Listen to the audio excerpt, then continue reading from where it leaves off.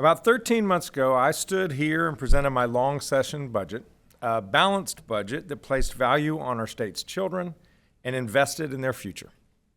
13 months later, North Carolina still does not have a budget, but the needs remain. And that's what we're going to talk about this morning. North Carolina has a lot to be proud of. In many ways, we're the envy of the nation. This past year, we've been ranked the #1 state for business, the #1 state for economic development, the #1 state for workforce development. We're the #1 state where people from other states are moving. We're the #1 state for job growth. We're experiencing this success because of our people, and because as a state, we have invested in them over decades. But we're putting that winning formula at risk. Our state has fallen behind in key metrics for public education, public safety, and health care. Since the General Assembly last enacted a full budget 2.5 years ago, we have added 325,000 new residents to North Carolina, seen 6 to 8% inflation, suffered the worst natural disaster in state history, and experienced a federal government placing unprecedented unfunded mandates on state and local governments. We cannot simply stand still and hope for the best. That's why earlier this month, I announced my critical needs budget to fill the state's most urgent gaps. The budget would fully fund Medicaid, give long overdue raises to teachers, state law enforcement, nurses, and other public servants, as well as shore up key functions that are simply limping along. 3 weeks ago, I announced my third Hurricane Helene budget proposal. We're rebuilding Western North Carolina for the long haul, which requires more federal and state support. So alongside these already existing needs, today I am pleased to recommend my budget for the fiscal year 26-27. This budget ensures that we continue investing in our people, meeting their needs, and keeping North Carolina strong. If we're going to continue to build on our long-term economic success, we must start by investing in our public schools. Our children truly are our future, so investing in them must be our greatest priority.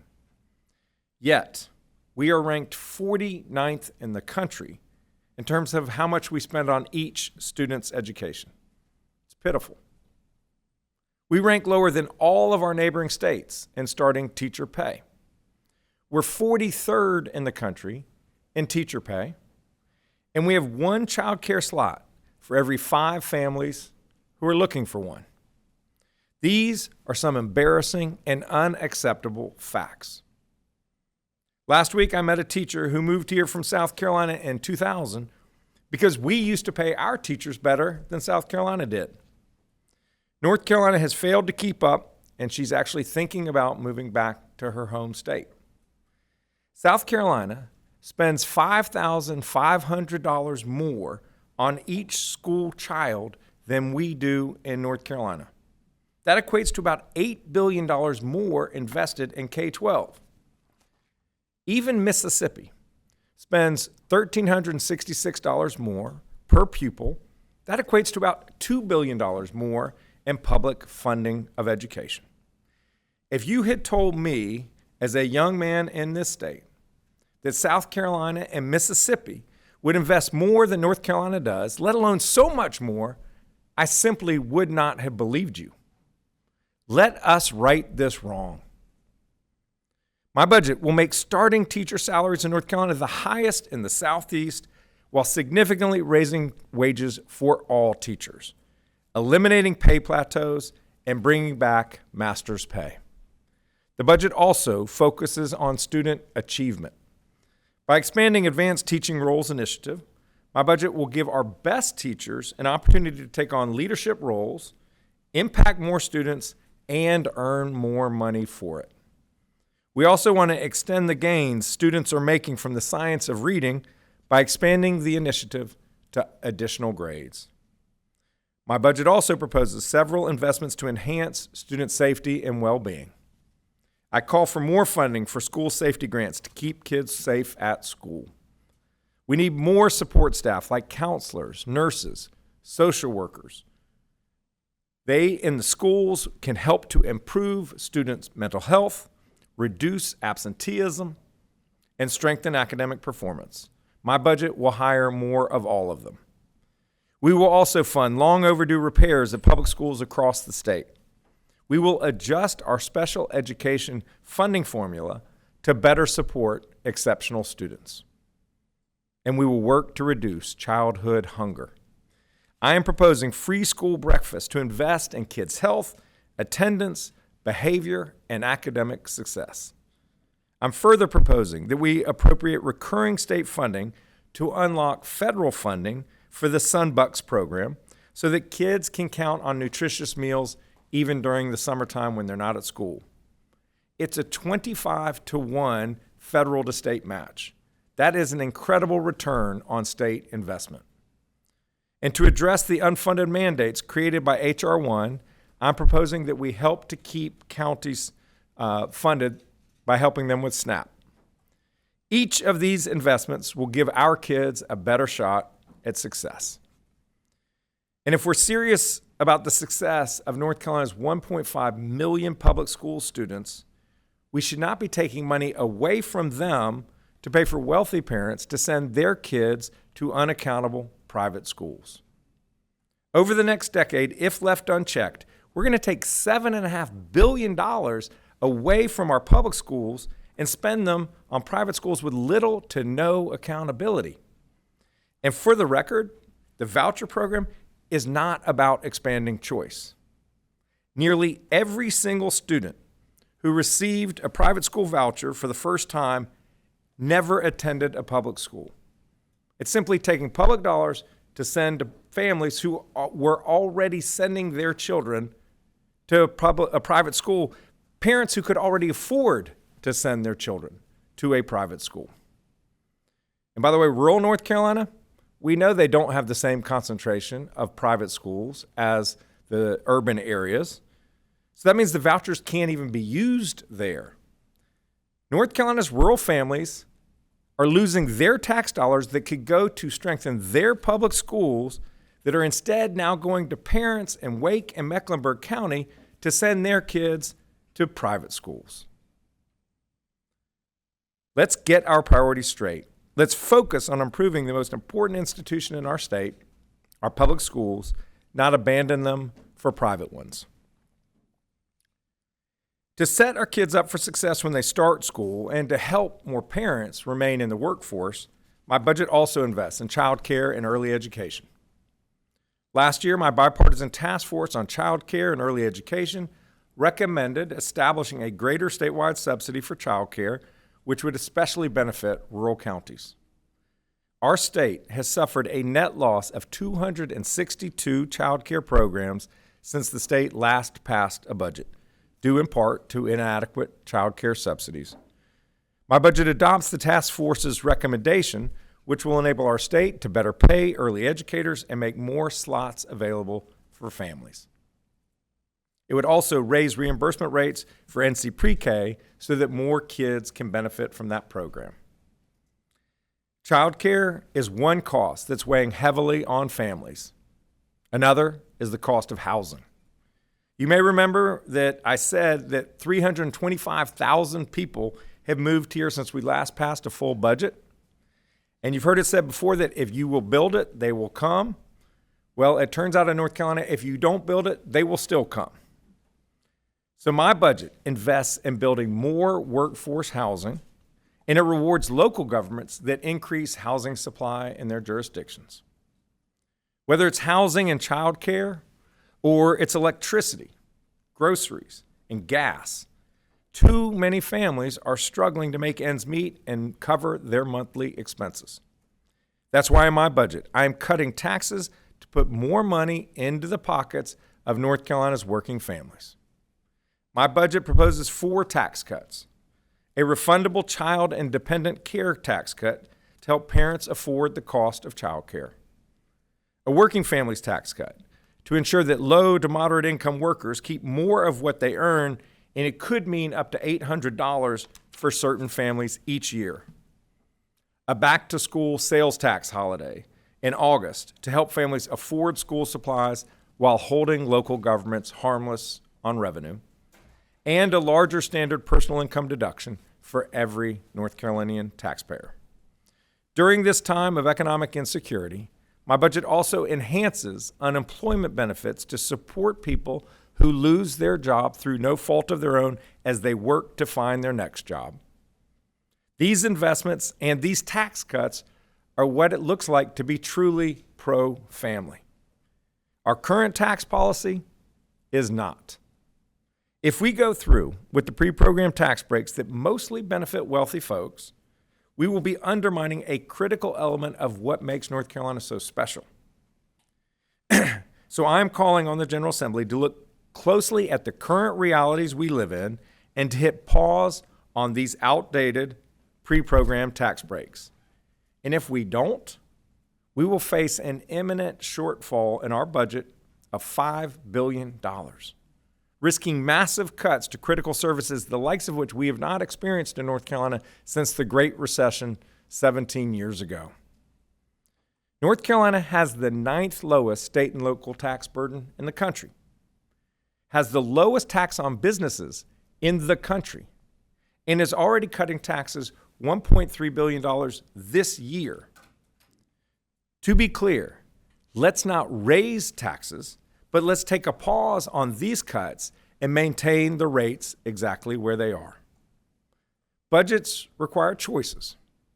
And with the choice between investing in our children's education and the health of our kids versus giving money to corporate shareholders, or between cutting taxes for working families and cutting taxes for wealthy out-of-staters, I choose North Carolina's kids, families, and future every time. Next, we must keep building our strong economy by investing in our workforce.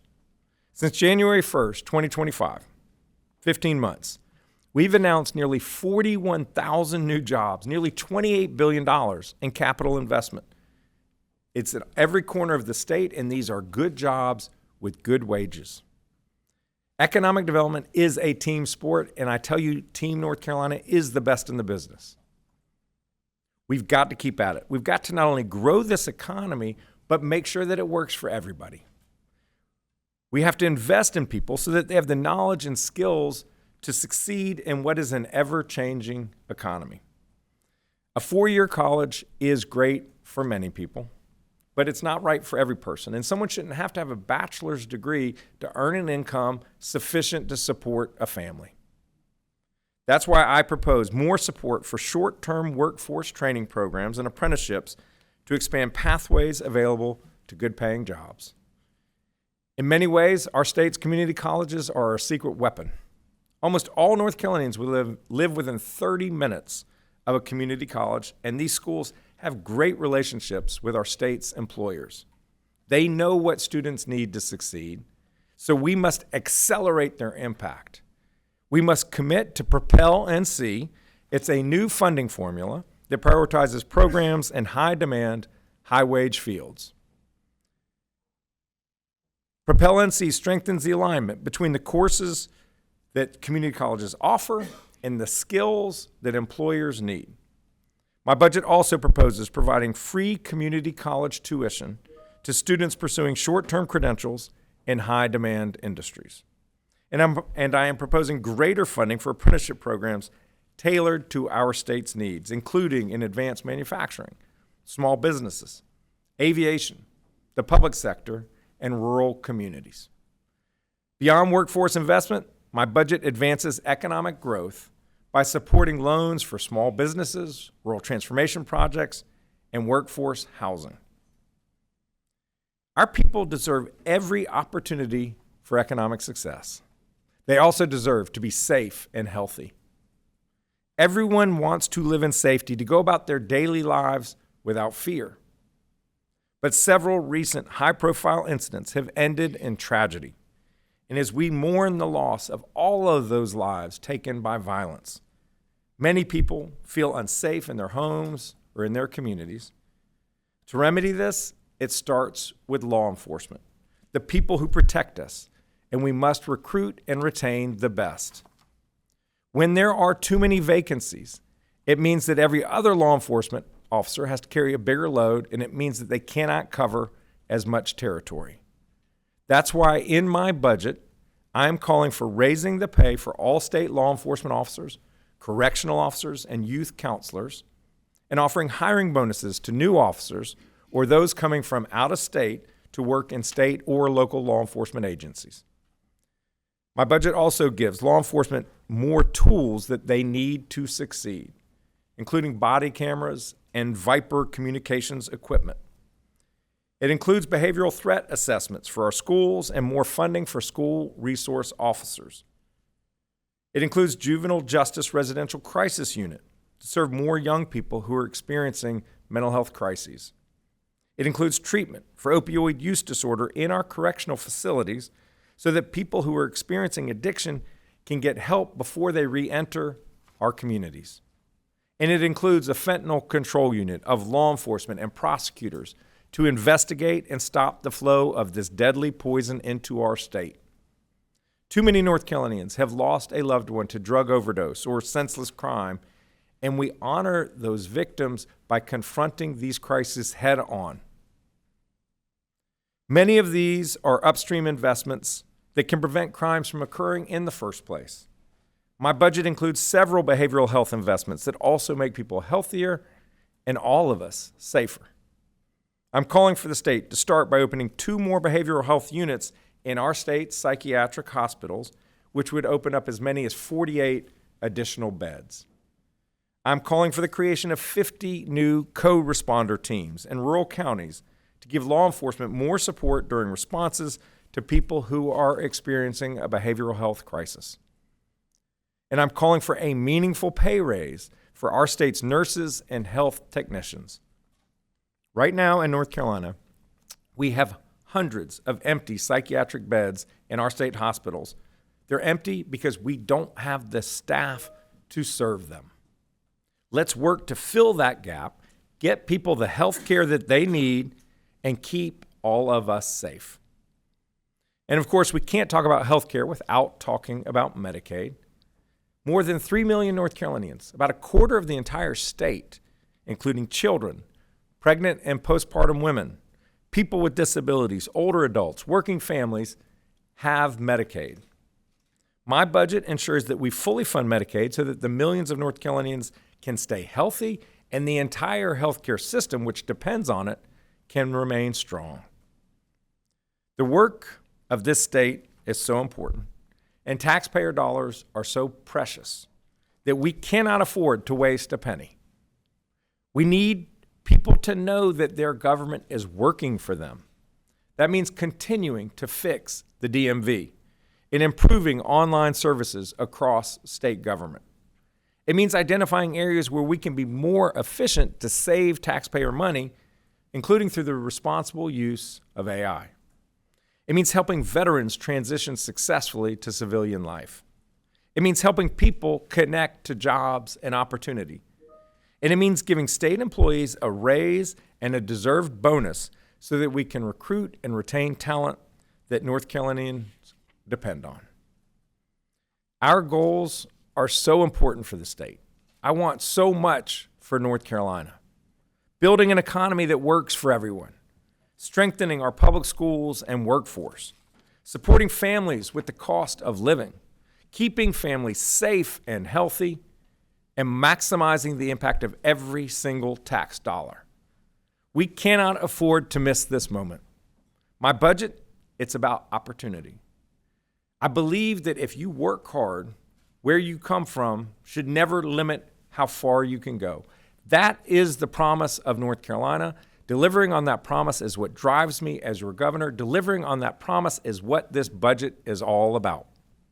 I'm grateful to the General Assembly for its consideration of the budget, and I look forward to working with them in the coming weeks so that we can do right by every single North Carolinian. Thank you. Happy to take questions at this time, and I also have Kristen Walker, the State Budget Director, to help me when Gary asks me too hard a question. Yes, sir. I know it's kind of an open-ended, I'm sorry, Gary Robertson with Associated Press. This is kind of an open-ended question, Governor, but how did we get to this point where the ninth largest state, soon to be eighth largest state in the country, hasn't had a comprehensive budget in almost 3 years and doesn't have a budget particularly right now? I mean, do you cast blame on the legislature solely for this, or how did, for an outsider, somebody who's looking at this from out of state, how did we get to this place? In many ways, I share everyone's confusion. I've been governor now for 15 months, and last year, typically when there are disputes over budgets and the failure to pass a budget, it's because there's a difference between the governor and the legislature, the executive and the legislative branches. That's particularly true when you have differences in the parties. I'm a Democrat. The legislature is controlled by Republican. What is absolutely unique about what is going on in North Carolina is that both chambers of the General Assembly are controlled by Republicans. They are of the same party, and they nearly have a supermajority in each chamber, but they couldn't agree with each other. So I never had a budget to even react to sign or veto. I think that we are at a point where everyone appreciates that it's been too long. We've added 325,000 people. Every one of those people come to the state and they take advantage of services. They go visit the DMV. There are more cars on the road for the highway patrol to keep safe. There, sadly, are more people in our state prisons. Everything we do as a state increases when there are more people coming to the state. When you have 6 to 8% inflation, it means that all of the leases that state agencies are in that are not in public buildings, those leases have gone up. But there's been no change in state law to reflect any of that. And we are getting close to a breaking point, and I'm very hopeful that both chambers, the House and the Senate, will work together to pass a budget. And I certainly hope it's one that invests in the state's future. Hi, Dawn Vaughn with the News and Observer. You criticized the private school vouchers, opportunity scholarship spending. Yep. Do you want to cut that a certain amount? And is that part of looking at if these the revenue triggers, since some are met, if those stay, in the coming years, is that a way to look at cutting some state spending, or are there other things that you'd want to cut to reach that? Yeah, what I am proposing to do with the voucher program is that, first of all, I was in the General Assembly when this law was first enacted. And the way it was pitched to the entire state was, we are going to come up with a program that helps poor kids who are in public schools that are failing. My view is, let's invest in public schools so that they don't fail, and let's give parents choice within the public school system through magnet schools and other ways of creating choice within the public school system before we abandon it and create a second competing system that requires its own resources. So that's who it was originally targeted for, poor kids who wanted to change. Well, what they do now is over 90% of the kids who got a voucher have never attended a public school. So it's going to kids who are already made the choice to be in a private school, not kids who are unhappy with what their experience was in a public school. I don't propose eliminating the program in its entirety. I propose eliminating it for all new entrants. And if you are a household of 150% of area median income or less, then you can stay in the program as long as your kid is in K-12. So over time, it will wind down.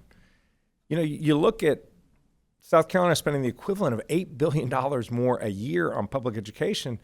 These other states see what we've got in North Carolina, and they want it, and they are hungry, and they are on their toes. And if we don't stay on our toes, they're going to eat our lunch. They're not going to eat our lunch next year, not even in 2 or 3 years. But where are we going to be in 5 years? Where are we going to be in 10 years? And that's what I want, is I want my children to make their future here in North Carolina, and I want their children to have every opportunity to succeed just as we are enjoying this lovely state. If I can add a quick follow-up on the Medicaid deal, seems to be the most optimistic issue that Yeah. there's compromise on. Where do you see that standing and the needs there if that's reached this session? I have too heard that there seems to be progress on reaching an agreement on fully funding Medicaid, and I hope it happens immediately. It needs to happen immediately. So let's do that, and then let's work together to do what we can as a state to try to keep healthcare costs down. I mean, there's a real problem with healthcare inflation. We're a high-cost healthcare state, separate from Medicaid, just in terms of what each of us pays, no matter what your payer, your insurer is. We're an expensive healthcare state, so we have to tackle this issue of healthcare inflation, doing what they call bending the cost curve so it doesn't rise so fast and starts to rise slower. And obviously we would love it if it just stayed stable year to year. So we've got a lot of work to do on healthcare, and I'm eager to partner with the General Assembly to tackle that issue. Adam Wagner from WNC. With the 4 tax cuts that you're proposing, could you again sort of walk through the difference in thinking there versus the more sweeping tax cuts that the General Assembly wants? What I feel like we should do is take a moment to recognize how people are struggling financially. And there are a lot of households that at the end of the month, they are figuring out what bill can I pay and what bill can I push off to the next month. And if we can help them by putting some more money in their pocket, it'll help them buy groceries, buy gas, buy their medicine, whatever it is their monthly expenses are. So the Working Families Tax Cut rewards people who are in the workforce but aren't earning very much money. And that is a critical piece of the program. It helps people who really need it. The Child Care and Dependent Tax Credit, that does 2 things. One is it helps families deal with the high cost of child care, but it also puts more money in the child care system so that it makes it a better business proposition for child care operators, because we've lost 262 child care operators in the last 2.5 years. We need more of them to come back.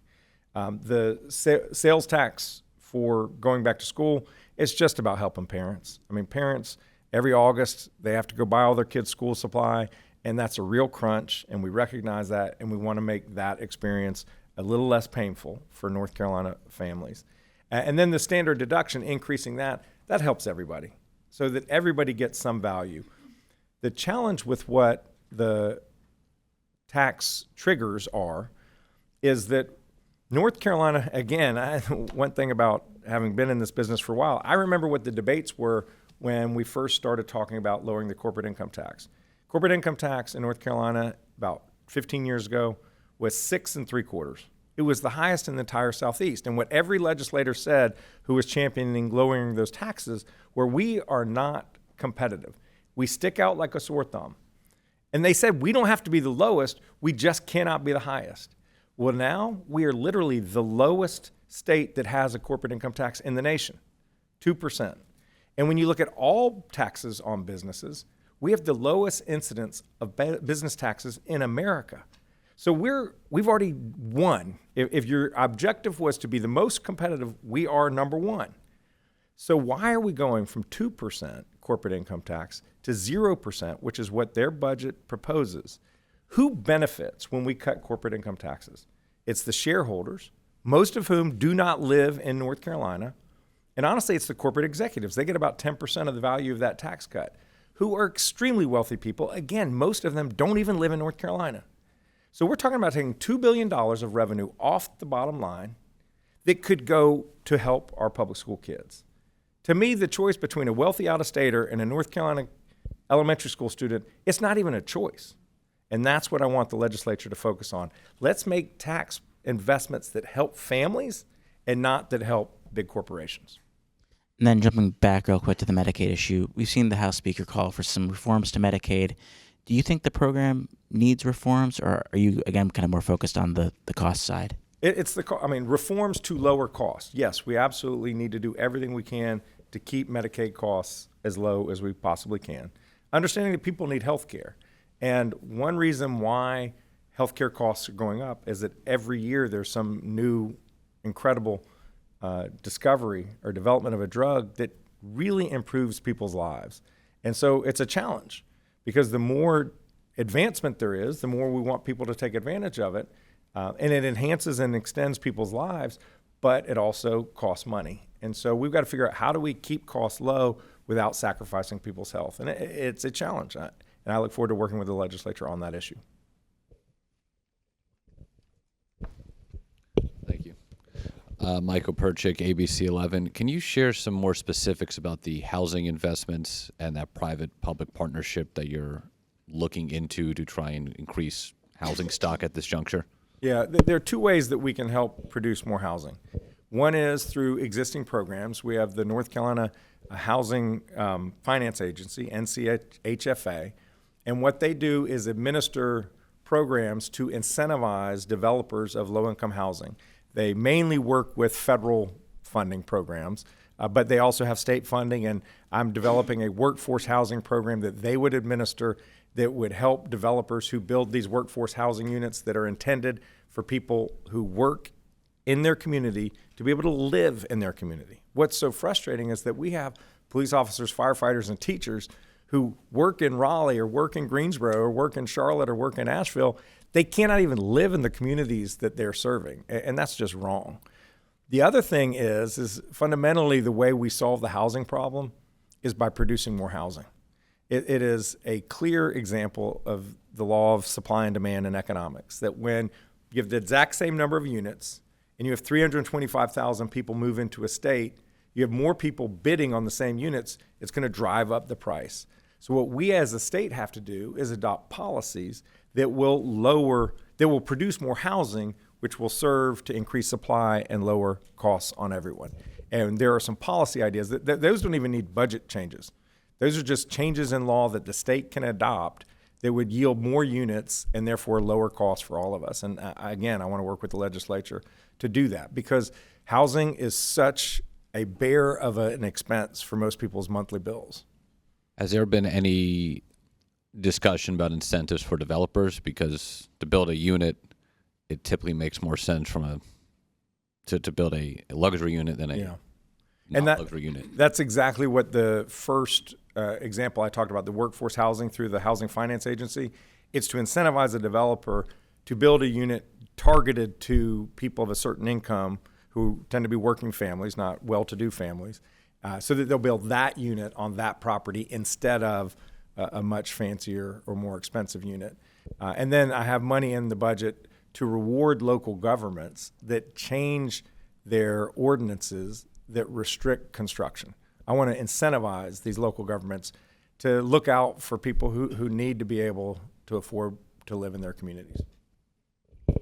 Christine Zhu with NC Newsline. You mentioned including AI into the government to help maximize efficiency. What would that look like? What services would be affected? Well, I created an AI working group last year, an AI leadership council, and then we have an AI accelerator within state government. And so we're engaging with every state agency, and they are coming up with use cases. Each agency had to identify 3 to 5 use cases that they could use AI to enhance their efficiency. And just some examples, at the DMV, they now use AI to do license plate readers so that they can save staff time that would otherwise be used looking at lists to now be able to serve customers. The Employment Security Commission has an AI chat box so that when people have questions about services that the Employment Security Commission provides, they can get help and actually started on their application process.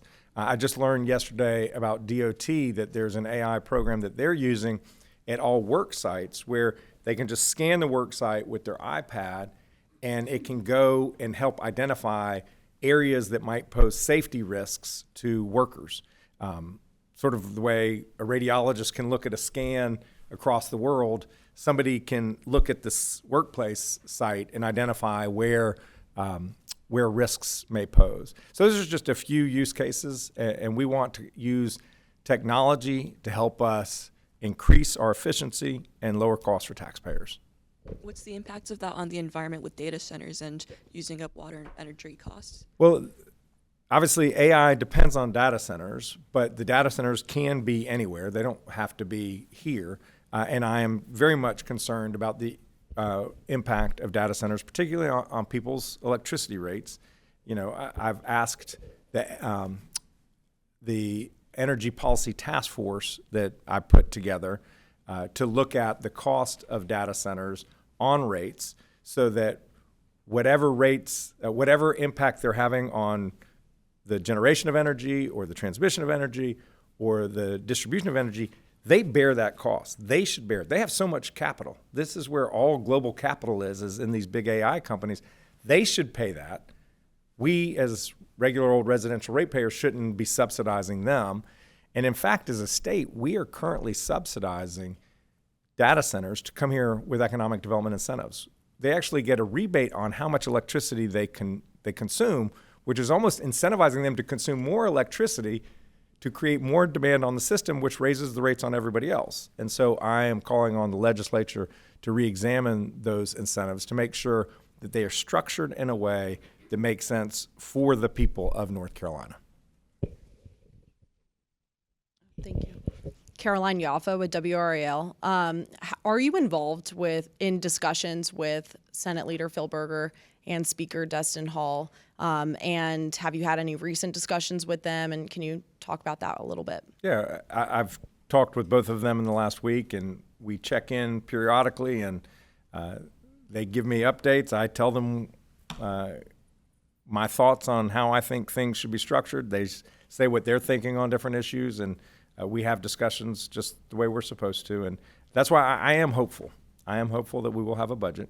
I genuinely believe that both chambers want a budget, and now the proof will be in the pudding. Do you feel like from those recent conversations that they've given you those signs of that you're feeling hopeful? Yes, both chambers are very clear that they want to do everything they can to achieve a budget. There remain issues of dispute between them, but they know clearly what they are, and I think they're figuring out what are ways that we can try to address the concerns of the other chamber while remaining true to whatever principled position they have to get to a compromise. That's what this entire exercise is about. It's about compromise. That's what our system is based on, and what it takes is for people to be creative and strategic.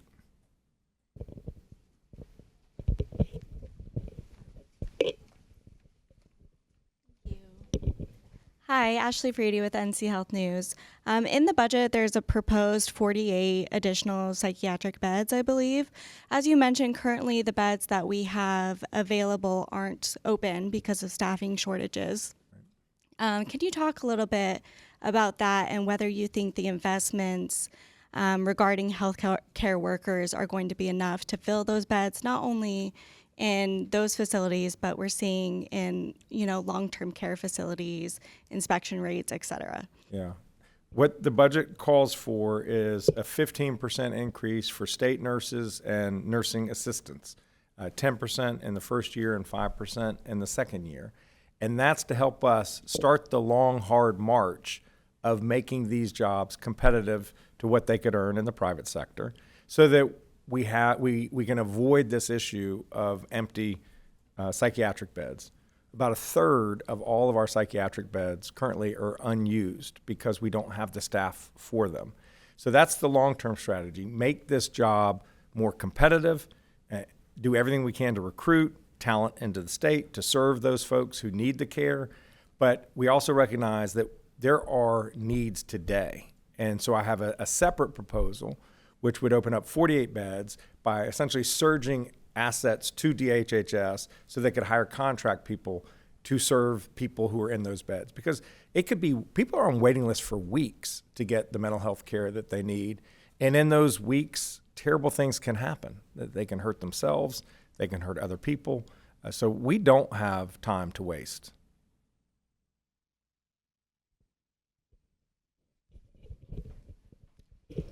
Hey, Governor, first, I'm just curious why there's no funding in the budget to investigate the Carolina Hurricanes non-goal last night. It's the refs. But, we need to investigate the refs.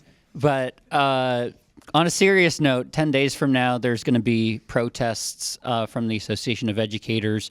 I know you share these educators' frustration over the lack of pay.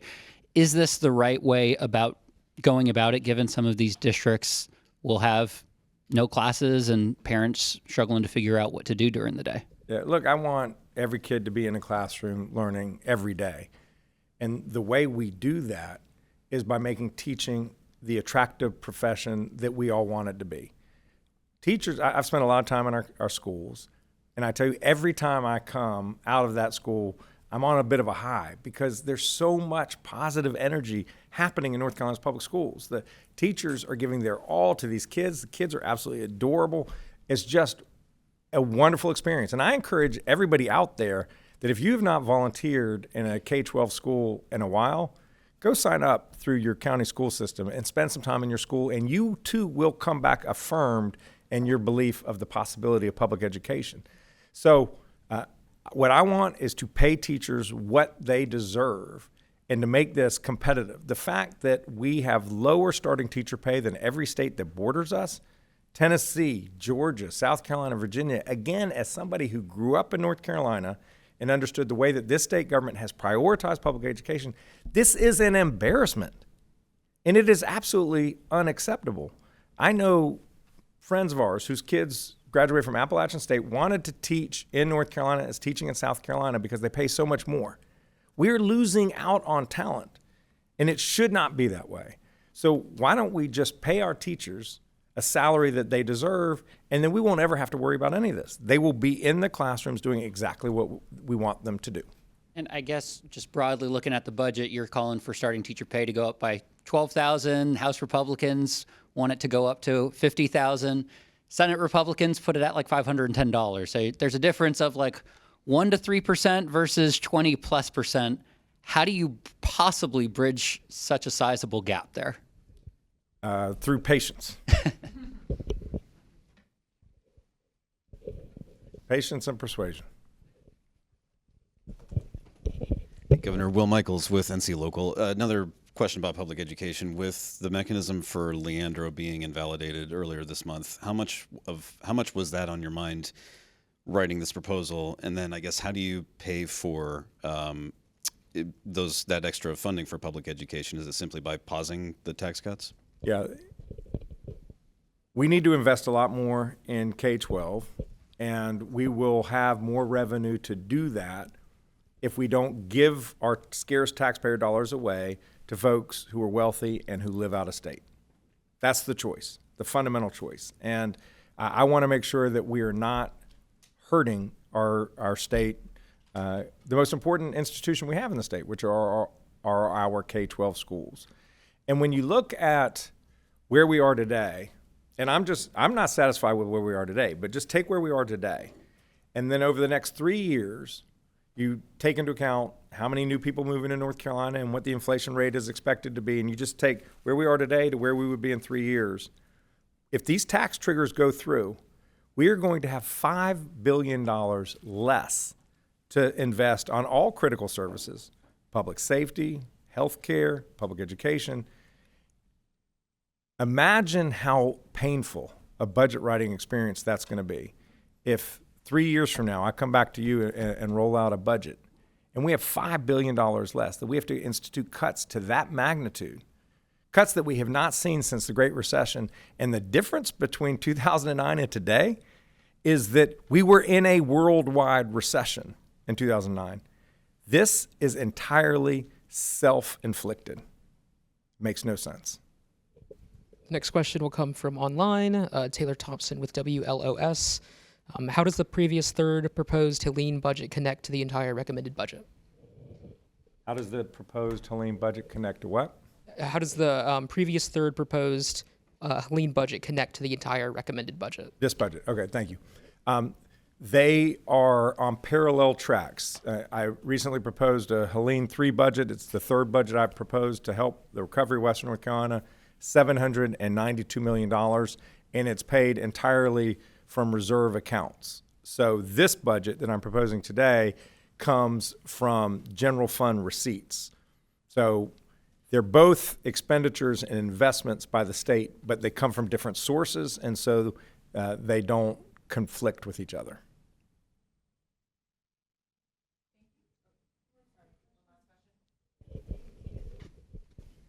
Hi, Mary Helen from Axios. I wanted to clarify, are you still hopeful that a 2025-26 budget is coming, one that will be backdated to last summer, or are we moving on from that? Well, that's one reason why I put forward the critical needs budget. That there are certain things that need to have been, have to get paid this fiscal year. So I think what will happen, although I'm not certain, is that they will do a 26-27 budget that just builds in the expenses from the previous year. Okay, thank you. But if you find that out from the legislature, let me know.